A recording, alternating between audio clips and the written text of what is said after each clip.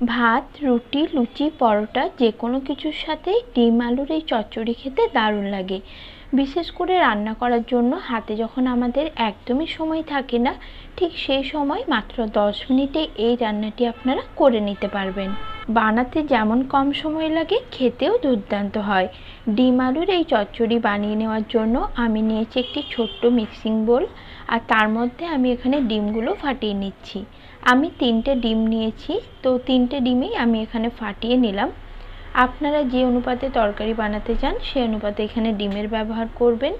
তো এবার দিয়ে দিলাম স্বাদ অনুযায়ী নুন। এখন সব কিছু একসঙ্গে খুব ভালো করে মিশিয়ে নেব।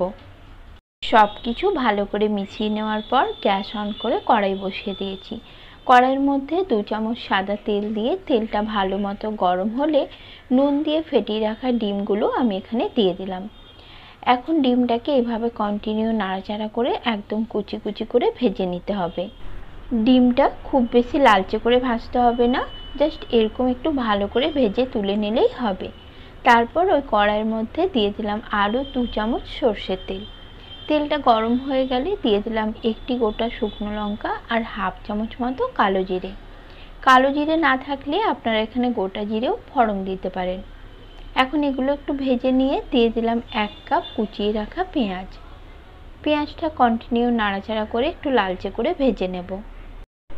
পেঁয়াজ লালচে করে ভেজে নেওয়ার পর কিছু মশলা আমি এখানে অ্যাড করে দেব। তো আগের থেকে হাফ ইঞ্চি আদা আর 4 কোয়া রসুন, একটি বড় সাইজের টমেটো আমি পেস্ট করে নিয়েছিলাম, সেটাই এখানে দিয়ে দিলাম। দিয়ে দিচ্ছি স্বাদ অনুযায়ী নুন। এবার দিয়ে দেব হাফ চামচ জিরে গুঁড়ো, হাফ চামচ লাল লঙ্কার গুঁড়ো, হাফ চামচ ধনে গুঁড়ো আর হাফ চামচ হলুদ গুঁড়ো। সব কিছু একসঙ্গে ভালো করে মিশিয়ে নেব। প্রয়োজনে আপনারা এখানে আরও কিছুটা জল অ্যাড করতে পারেন। এবার মশলা খুব ভালো করে কষিয়ে নিতে হবে। যতক্ষণ না মশলা থেকে তেল ছাড়তে শুরু করছে ততক্ষণ মশলা কষিয়ে নিতে হবে। আর দেখুন মশলা আমি ভালো করে কষিয়ে নিয়েছি। এই পর্যায়ে 2টো মিডিয়াম সাইজের আলু আগের থেকে আমি ছোট টুকরো করে কেটে রেখেছিলাম, সেগুলো এখানে দিয়ে দিলাম। এখন আলুর সঙ্গে মশলাটাও ভালো করে মিশিয়ে ঢাকনা দিয়ে ঢেকে 2-3 মিনিট কষিয়ে নেব। 3 মিনিট পর ঢাকনা খুলে সব কিছু একবার ভালো করে নাড়াচাড়া করে নিচ্ছি। আর এই পর্যায়ে মশলা ও আলুটাও কষানো হয়ে গেছে, তাই অ্যাড করে দিলাম জল। এখানে অবশ্যই গরম জল অ্যাড করতে হবে। আমি এখানে 2 কাপ গরম জল দিয়ে সব কিছু একবার ভালো করে মিশিয়ে নিলাম। এরপর ভেজে রাখা ডিমটা দিয়েও মিশিয়ে নিলাম আর দিয়ে দেব 3টে কাঁচা লঙ্কা। এতে করে লঙ্কার ফ্লেভারটা খুব সুন্দরভাবে তরকারিতে মিশে যাবে। তারপর গ্যাসের ফ্লেম মিডিয়াম লোতে রেখে 10 মিনিটের জন্য রান্নাটি হতে দিয়েছিলাম।